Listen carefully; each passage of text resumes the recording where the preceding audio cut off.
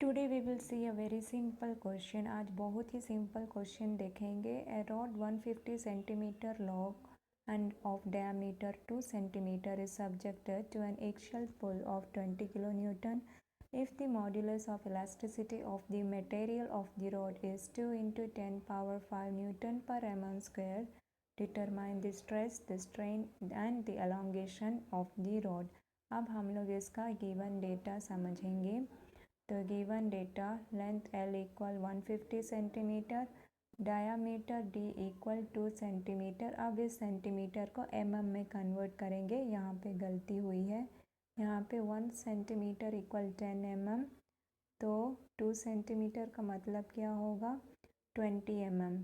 Axial pull capital P equal 20 kilo newton, 1 newton equal 1000 kilo newton equal 20,000 Newton.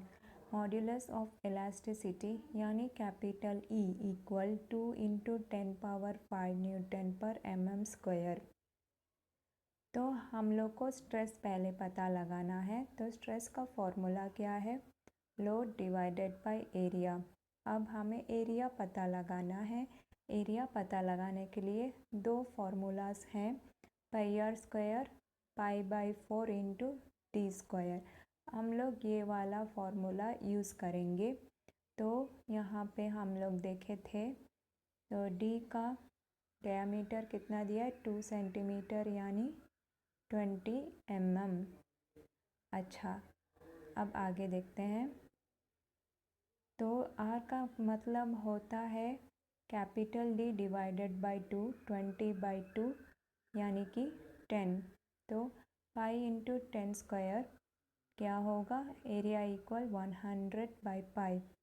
तो वहाँ पे axial पुल भी दिया था 20,000 न्यूटन। अब एरिया है 100 पाई। साइंटिफिक कैलकुलेटर से कैलकुलेट करेंगे तो सिग्मा इक्वल 63.662 न्यूटन पर mm स्क्वायर होगा। अब हम लोग स्ट्रेन देखेंगे। स्ट्रेन भी पता लगाने को बोला है।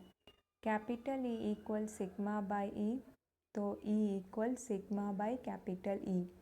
तो सिग्मा हमें मिला 63.662 divided by modulus of elasticity है 2 इंटू 10 पावर 5 इक्वल 0.000318।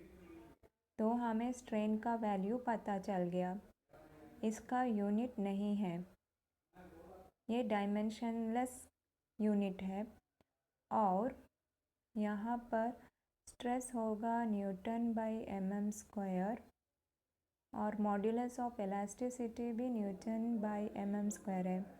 तो ये दोनों कट हो जाएंगे और इसमें कोई डायमेंशन ही नहीं रहेगा। अब हमें एलोंगेशन पता लगाना है। तो स्ट्रेन का और एक फॉर्मूला क्या है, strain equal GL divided by L which implies DL equal E into L। तो स्ट्रेन का वैल्यू हम लोग पता लगा लिए थे। अब कैपिटल L देखेंगे। कैपिटल L बोला था 150 सेंटीमीटर इक्वल 0.0477 सेंटीमीटर।